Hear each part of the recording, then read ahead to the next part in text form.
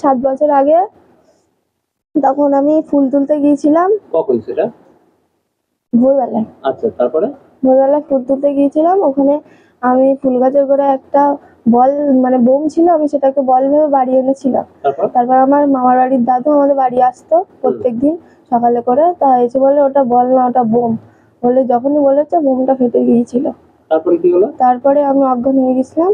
জ্ঞান ফেরার পরে আমি দেখি আমি হসপিটালে। একটা মেয়ের 13 বছরের মেয়ের ও মারা গেল একটুখানির জন্য, মানে মানে ভোটের জন্য তার জীবনটা চলে গেল। সে ভোটের মধ্যে ছিলই না, তাও তার জীবনটা চলে গেল। এটা করা উচিত না। পৌলমী হালদার। তারিখটা ছিল 2018 সালের 20 এপ্রিল।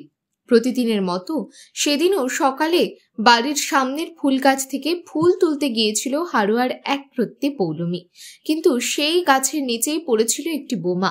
সেই বোমাকে বল ভেবে হাতে তুলে নেয় সে। নতুন বল পেয়েছে। সেই আনন্দে সেটা দাদুকে দেখানোর জন্য দৌড়ে যায় নিজের বাড়ির দিকে। তার দাদু দেখতে পায় নাতনির হাতে রয়েছে আস্ত তাজা বোমা। তৎক্ষণাৎ তিনি তার নাতনিকে বোমাটি ফেলে দিতে বলেন। বোমা ফেলতেই ঘটে বিস্ফোরণ। বাঁ হাত উড়ে যায় বছর 8 পৌলমী হালদারের। বসিরহাটের সুন্দরবনের হারোয়া থানার গোপালপুর 1 নম্বর গ্রাম পঞ্চায়েতের বাসিন্দা শম্ভু হালদার এবং দীপালি হালদারের মেয়ে পৌলমী হালদার।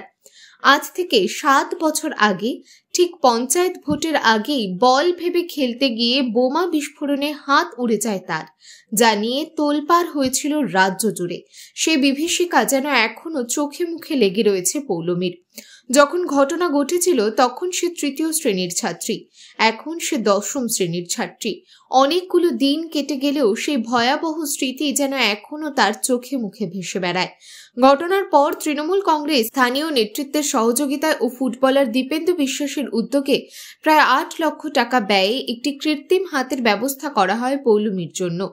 কলকাতার এক বেসরকারি হাসপাতাল থেকে পাওয়া সেই কৃত্রিম হাত পরেই শিশু বয়স কাটিয়েছে সে।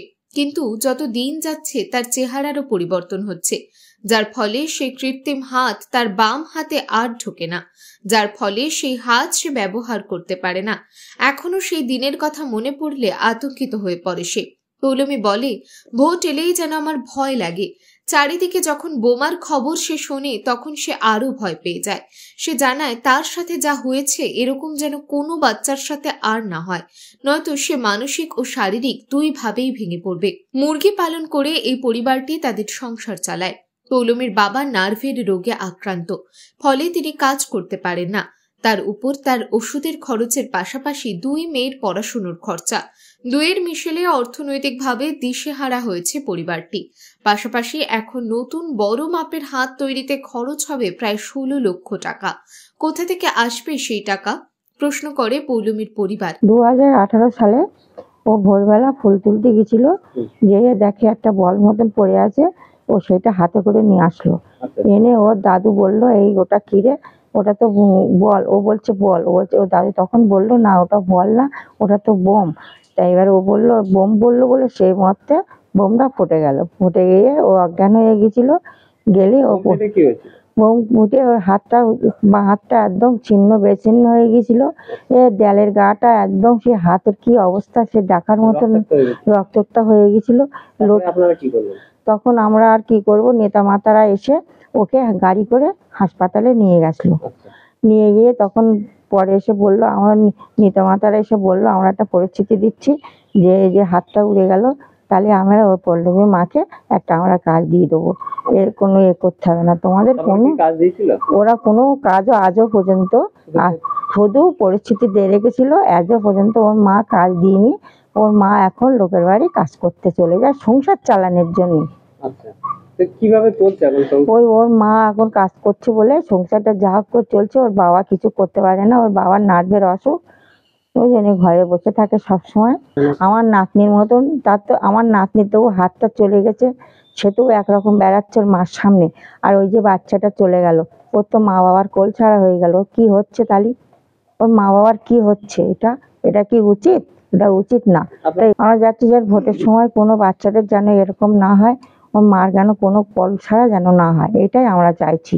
আমি পল্লবীর ঠাকুমা। বার্তায় তিনি বলেন, এই ঘটনার পর থেকে বাবা মা অসুস্থ। সেই স্মৃতি আজও আমাদের কুঁকড়ে কুঁকড়ে শেষ করে দিচ্ছে। নির্বাচন আসলেই বোমা গুলির শব্দ আর শুনতে ভালো লাগছে না। প্রশাসনের কাছে আমার আবেদন, এগুলো বন্ধ হোক। যেভাবে কালিয়াগঞ্জ নির্বাচনের ফল মিলানোর পরে যেভাবে নাবালিকা মেয়ের মৃত্যু হলো তা অত্যন্ত বেদনাদায়ক।